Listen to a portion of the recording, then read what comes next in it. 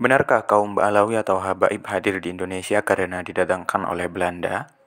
Mari kita bahas. Ada yang mengatakan bahwa kaum Ba'alawi telah didatangkan oleh pemerintah kolonial ke Hindia Belanda melalui pasar-pasar tenaga kerja, bahkan dikatakan pasar budak. Tetapi sama sekali tidak dijelaskan mereka dipekerjakan di mana dan bidang apa. Sejauh yang saya ketahui, anggapan itu tidaklah benar. Yang lebih tepat adalah kaum Ba'alawi dan orang-orang Arab Hadrami lainnya datang ke Hindia Belanda atas keinginan dan cara mereka sendiri. Banyak dari mereka yang tertarik dengan peluang ekonomi yang ada di Hindia Belanda, dan mereka biasanya berprofesi sebagai pedagang. Dikutip dari buku History of Java karya Raffles, bahwa banyak dari orang Arab yang ada di Hindia Belanda berprofesi sebagai pedagang. Lebih banyak lagi yang berperan sebagai ulama. Mengutip dari Snockhorgen, di dalam sebagian nasihatnya kepada pemerintah kolonial Belanda, ia memberi saran agar kedatangan imigran baru dari Hadramaut disekat oleh pemerintah.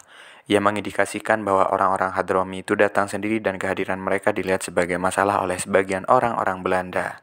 Dokumen-dokumen di Arsip Nasional Republik Indonesia di Jakarta yang mencatat kedatangan imigran Hadrami ke Hindia Belanda juga umumnya mencatat profesi mereka sebagai pedagang. Tuduhan bahwa status Habaib atau Ba'alawi sebagai keturunan Nabi merupakan arahan atau rekayasa pemerintah kolonial Belanda, maka ini merupakan pandangan yang kontradiktif. Nasab Habaib atau dalam hal ini nasab Ubaidillah bin Ahmad bin Isa sebagai keturunan Nabi setidaknya sudah muncul dan disebut di beberapa kitab pada abad ke-9 sampai 10 Hijriah. Sebagaimana yang dinyatakan oleh Kiai Haji Imaduddin Usman Al-Bantani yang mengkritik nasab Habaib. Artinya, sebelum kemunculan Snok di penghujung abad ke-19, kalangan Ba'alawi sudah dikenal sebagai keturunan Nabi. Selain itu, mustahil juga pemerintah kolonial Belanda dapat merekayasa nasab Habaib tanpa menimbulkan protes suku-suku Hadrami lainnya yang tidak ikut dijadikan sebagai keturunan Nabi. Jika status Ba'alawi sebagai keturunan Nabi baru dimunculkan oleh Belanda pada era itu, tentu hal itu akan diketahui dan diperdebatkan sejak awal oleh masyarakat Hadrami pada ketika itu. Tetapi hal ini sama sekali tidak kita dengar.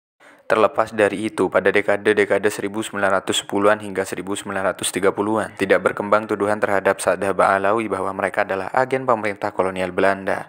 Sebenarnya, ketika kaum Ba'alawi berurusan untuk mendesak pemerintah Hindia Belanda agar memberikan dukungan bagi mereka dalam isu tertentu, mereka tidak berhasil melakukannya.